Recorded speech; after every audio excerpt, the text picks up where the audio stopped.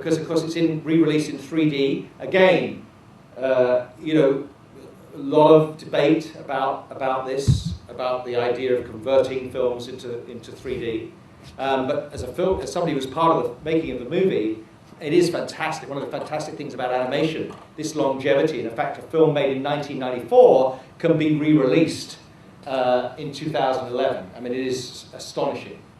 It's the opportunity to talk about everything. I also think it's a marvelous research document for the writer to create a backstory for all of the characters. I mean, when an actor approaches a role, he tries and finds the key to the role.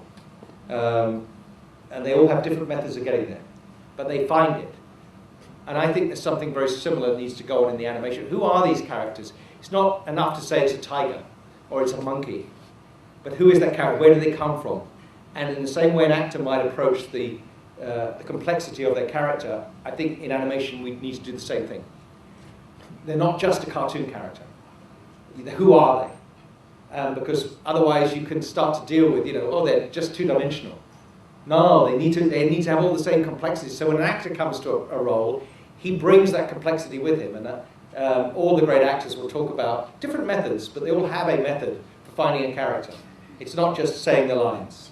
They try and find out where and how, and what makes this character tick. And I think we in animation have to make sure we know how this character ticks. So for the writer for animation, you delve into these characters. It's not just a hyena. Paint a picture of them.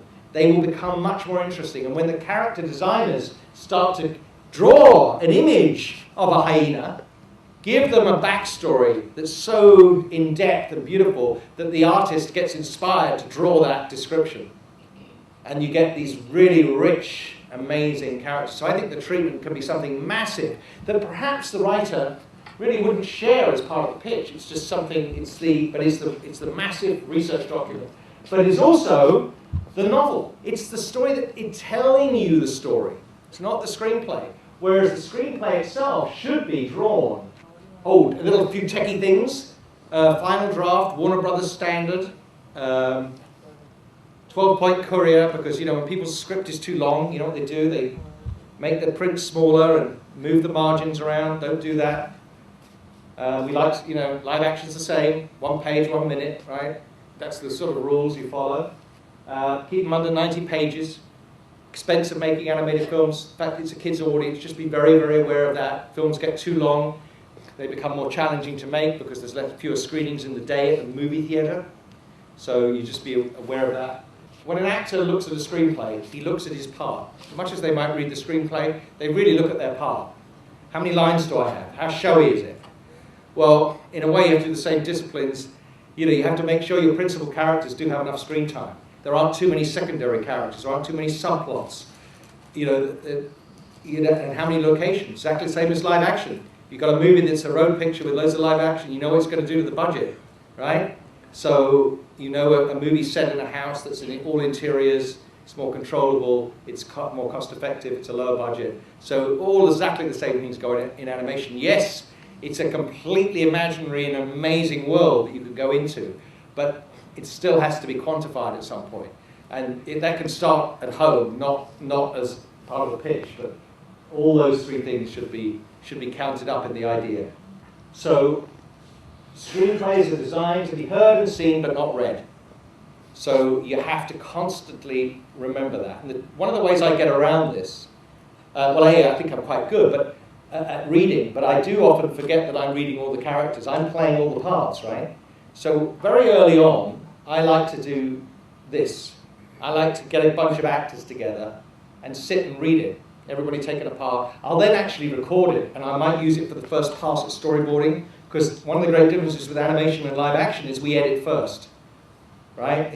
We record the actors' voices, we storyboard. I storyboard to a rough soundtrack with a group of actors. I will then record that, storyboard to that, then cast it with the real actors, then go back in and adapt it. Gives a director a chance to work with talent, because when you're dealing with the star actors, you just get them for a session or two, and they're not with each other.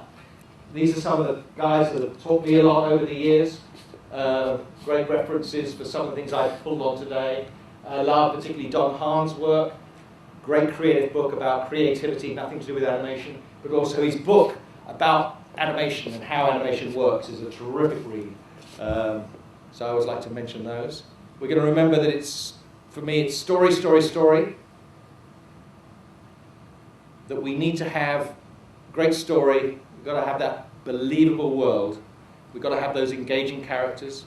I don't think any of you would say it's any different from how you approach live action. Or you see things and you say, why? But I dream of things that never were, and I say, why not? Again, always remind me that we are in a creative world, and that, again, somebody like me standing up and saying, do this, don't do that. No. They're just a point of view to stimulate thought and for you to go on individually being unbelievably innovative, pitching, you know, this festival here will be known as the elevator pitch. We're going to have the beach pitch, or the sun, or the pool pitch, because you take those opportunities. So I always just like these quotes of these types of, like Bernard Shaw, just reminding us that we thankfully work in an amazingly imaginative world, and aren't we lucky? And that creativity is so important. So I just want to leave you with something that happened a few years ago. As I told you earlier, I sort of stumbled into animation. I took the opportunity, but I didn't learn to understand the power of animation until a few years later. And it was this film. You all know this film, 101 Dalmatians, classic Disney movie. 1959 or 1960 was the time it came out. Well, this film was re-released in 1991. It's one of the very first movies that I can remember my parents taking me to see. And in 1991 in America, it was re-released in the theaters, just prior to it being released on home video. And my daughter was now 3 years old. So as her first experience of seeing a movie in a movie theater, I took her to see this movie. And I said, oh, this is a movie I saw when I was a little boy, and it was, we're going to go and sit. And the lights went down, this little girl sitting on the edge of her seat, and I was watching the movie, and it's great, and then I suddenly looked at her watching the movie. And I realized in that moment that what we do in animation is timeless. I can talk to you about Bambi, Snow White. Bambi is 1942. 1939 is Snow White. 1940 is Pinocchio. Lion King, 1994. 1991 is Beauty and the Beast. And, these films, they get re-released. They're still on the video shelves. Kids see them and will tell their kids that they saw the movie when it first came out. I'm sure kids are seeing The Lion King at the moment and will tell their children, oh, you have to see it, I loved it, I saw it when I was little.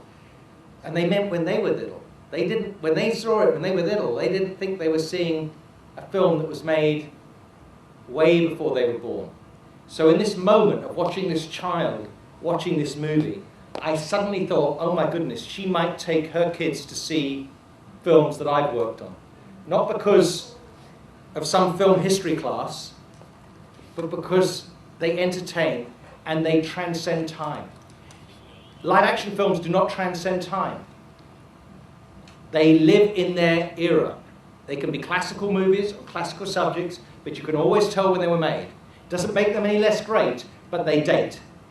They become, whereas an animated film, they just can bring them back up. So this idea that I could be making films that could go on entertaining for generations to come, I found incredibly moving. And in that moment, I suddenly realized the importance, potential importance of the industry that I'd stumbled into, and how amazing it would be to work on films that could live beyond their sell-by date.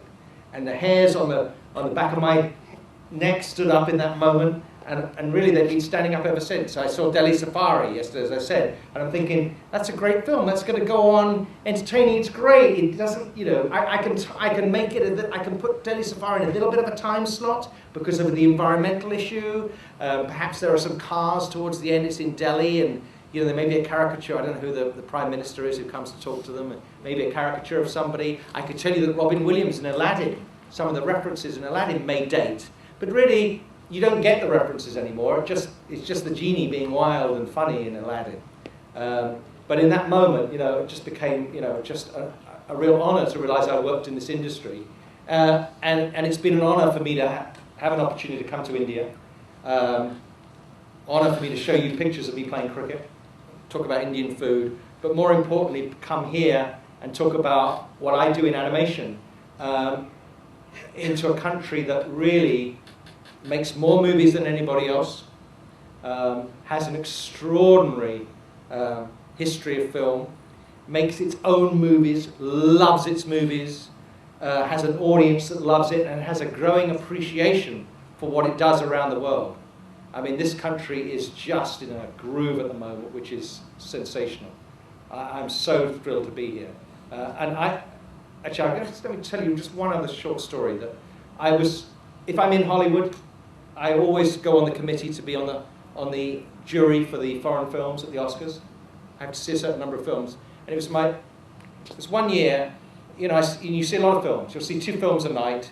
You have to see about 20 movies. You see each team sees 1/3 of the total entry to get to the nominees. And I'd been seeing a series of foreign films, and really foreign films trying to make American movies, right? And not really succeeding. And always 2 movies a night, and I'd know in advance how long they were going to last. They were always much longer than they should have been as well. And then this one thing, I saw this film from, Tuesday night. It's an Indian film. It's going to be a short evening. There's only 1 movie. And so I get to the theatre, and the screen gets wider. This movie is shot in 70mm. There's an intermission, and it's Devdas. And it was my first Bollywood experience, and that got my top marks. And one of the reasons it got my top marks is I thought, this is a country making films. It's their films, it's their culture, and it's not somebody obsessed with trying to do Hollywood. And I loved that. It was so refreshing. And I have a good friend from DreamWorks, Shelley Page, who is their outreach person for their animation group, who continually feeds me animated films, Indian films to watch. You have to see this and have to see that. And I'm just thrilled. We're seeing much more of Indian films moving around the world. Of course, Lagan is a classic from the community I'm in, the great film about cricket. I also play cricket with the guy who is who plays the army officer in the film. And I was playing cricket with him a few months ago, and there was a very famous member of the Monty Python group also there, Eric Idle from Monty Python. Once the Indian cricket community knew that this actor from Lagan was at the cricket field, Eric Idle was also at the cricket field, they were just knocking Eric Idle out of the way.